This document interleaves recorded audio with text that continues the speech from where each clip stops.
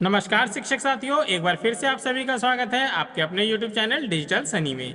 तो साथियों, आज की इस वीडियो नियोजित शिक्षकों को मिलने वाले राज्यकर्मी के दर्जे से संबंधित है, जिसमें आप जानेंगे कि माले विधायक संदीप सौरभ जी ने माननीय मुख्यमंत्री को जो 2 पत्र लिखे हैं, जिसका प्रूफ हम आपको इस वीडियो क्लिप के रूप में दिखाएंगे। और पत्र में स्पष्ट ये लिखा गया है कि पुराने नियोजित शिक्षकों को वरीयता का लाभ देते हुए राज्यकर्मी का दर्जा दिया जाए, अर्थात कि जो बीपीएससी से नए शिक्षक बहाल होंगे और जो पुराने हमारे नियोजित शिक्षक हैं वे जो हैं वे उनसे वरीय होंगे। तो साथियों, संदीप सौरभ जी ने आगे कहा है कि यदि माननीय मुख्यमंत्री जी पत्र का जवाब नहीं देते या बातों को अस्वीकार करते हैं तो शिक्षक जो है वो आंदोलन प्रारंभ किया जाएगा। और नियोजित शिक्षकों के पक्ष में आगे उन्होंने क्या कुछ कहा है, आइए देखते हैं इस वीडियो क्लिप में। 2 पत्र आज हमने माननीय मुख्यमंत्री महोदय को दिया और पहला जो पत्र है उसमें हमने 4 मांगे की हैं। पहली मांग तो ये है कि पिछले 11 तारीख को 11 जुलाई को पटना में जब विधानसभा का सत्र चल रहा था उस दौरान शिक्षकों का एक आंदोलन हुआ। आंदोलन की आवाज़ हम लोगों ने विधानसभा में भी उठाई। वहाँ पे सरकार ने कहा कि हम बात करेंगे। अल्टीमेटली महागठबंधन की पार्टियों की एक बैठक हुई, वहाँ पे तय हुआ कि राज्यकर्मी का दर्जा देने की तरफ बढ़ेंगे। 15 अगस्त को माननीय मुख्यमंत्री महोदय ने सार्वजनिक तौर से स्वीकार भी किया कि हम सरकारी कर देंगे। अब जब आप कोई मांग मान रहे हैं तो उस मांग को लेकर के जो आंदोलन हुआ है और शांतिपूर्ण तरीके से आंदोलन हुआ है, गर्दनी बाग में इतनी बड़ी संख्या में नियोजित शिक्षक थे, कहीं कोई घटना नहीं हुई। सारे शिक्षक जो उसमें शामिल थे सब सीएल अप्लाई करके आए थे। गर्दनी बाग में जो प्रोटेस्ट साइट है उसकी लिखित परमिशन ली गई थी।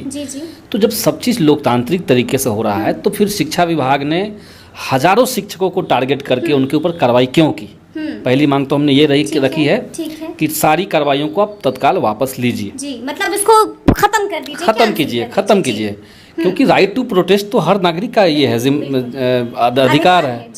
तो एक तो हमने ये मांग रखी। दूसरी हमारी मांग है कि चूंकि माननीय मुख्यमंत्री महोदय ने स्वीकार किया है कि हम नियोजित शिक्षकों को राज्यकर्मी का दर्जा देंगे, तो उनकी जो वरीयता है, जो उनकी सीनियरिटी है, उनको बनाए रखा जाए। मान लिया कोई 15 साल से नौकरी कर रहे हैं, 10 साल से कर रहे हैं, 5 साल से कर रहे हैं, तो जब राज्यकर्मी बने तो वो दिखे कि ये 15 साल पुराने हैं। ये नहीं हो सकता है कि कोई 15 साल पुराना है वो जूनियर हो जाए और कोई नया है वो सीनियर हो जाए। तो उनकी वरीयता एक तो बरकरार रखा जाए, यही नेचुरल जस्टिस कहता है। तो एक मांग हमारी ये है। तीसरी मांग हमारी है जो बिहार शिक्षक नियोजित शिक्षकों के लिए जो सेवा शर्त नियमावली 2020 की थी, तो 2020 में सरकार ने एक प्रावधान किया था कि जो नियोजित टीचर हैं उनका 1 टाइम सेटलमेंट के अनुसार सबको ट्रांसफ़र का मौका देंगे। 10 साल 15 साल 20 साल तक हो रहे हैं और कोई टीचर अपने घर से 3 घंटा 4 घंटा का सफ़र करके स्कूल पहुंच रहा है, तो अगर आपको स्कूल को चौबस्त करना है, उसको बढ़िया करना है, तो वैसी स्थिति में आपको टीचर्स को एक बार ट्रांसफ़र का मौका देना चाहिए। हमने ये लेटर में मांग किया है कि सेवा शर्त नियमावली का एक तो मामला है, दूसरा है कि विधानसभा में 2021 के अंत में मैंने एक सवाल उठाया था इस संबंध में, तो उस समय सरकार ने जवाब दिया था कि 6ठे चरण को कंप्लीट होते ही हम स्थानांतरण शुरू करेंगे। तो 6ठा चरण तो कब का ख़त्म हो चुका है।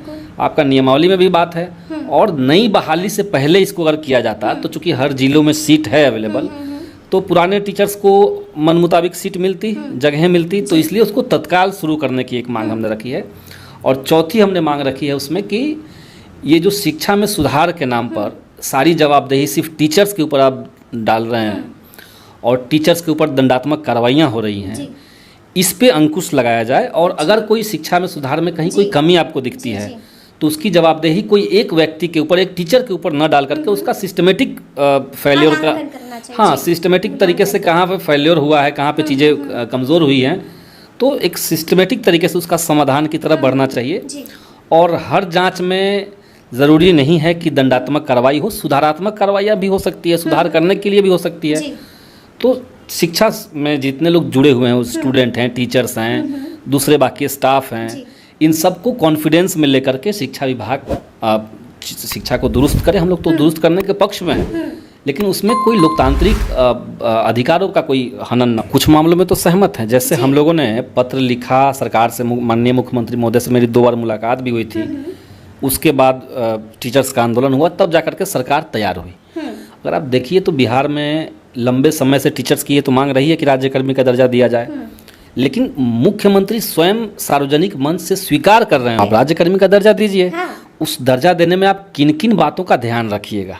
अच्छा। जैसे आपको इस बात का ध्यान रखना चाहिए कि भाई जिनकी वरीयता जो है उनकी वरीयता कायम रहे, जिस मांग को आप मान रहे हैं उस मांग को उठाने के चलते जिन पे कार्रवाइयाँ हो रही वो कार्रवाइयाँ ना हो कार्रवाइयाँ, है ना जी। तभी तो उस मांग को पूरी तरीके से उसको न्याय कह पाएंगे। मतलब आपको लग रहा है कि अभी न्याय अधूरा है? अगर कोई टीचर, और वो एक दो टीचर नहीं है, हजारों की संख्या में शिक्षक हैं जिनको निलंबित कर दिया गया है, जिनका पेमेंट रोक दिया गया है, उन पे शो कॉज दिया गया है।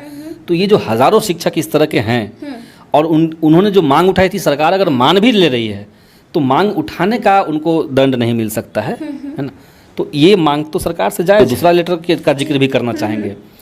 आज माननीय मुख्यमंत्री को दूसरा लेटर भी मैंने दिया है और उस लेटर में मैंने शिक्षा विभाग के भीतर जिस तरीके से बड़े पैमाने पर आउटसोर्सिंग कंपनियों को इनवाइट किया गया है, चुप हो जाने की बात कहाँ है। हम लोग तो हंगामा कीजिएगा। जैसे नियोजित शिक्षक को लेकर के सरकार को पहले चिट्ठी दी गई, फिर उनसे मुलाकात हुई, मिलने का मौका समय मांगे, समय सरकार ने दिया, मुख्यमंत्री जी से मिले।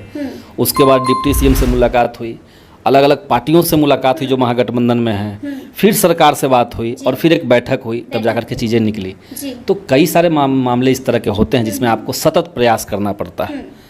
तो कई सारे ऐसे प्रयास होते हैं जिसमें कुछ रिजल्ट निकलता है, कुछ में नहीं भी निकलता। आगे हम लोग जितने शिक्षक संगठन हैं बिहार के भीतर उनकी बैठक करेंगे हम लोग। और देखिए ये तो नेचुरल जस्टिस की मैं बात कर रहा हूँ और वो सब जगह के लिए सही है कि अगर कोई आंदोलन लोकतांत्रिक है, उसकी मांग अगर सरकार मान रही है तो उस मांग उठाने के लिए आप किसी पे कार्रवाई करें, ये उचित नहीं है।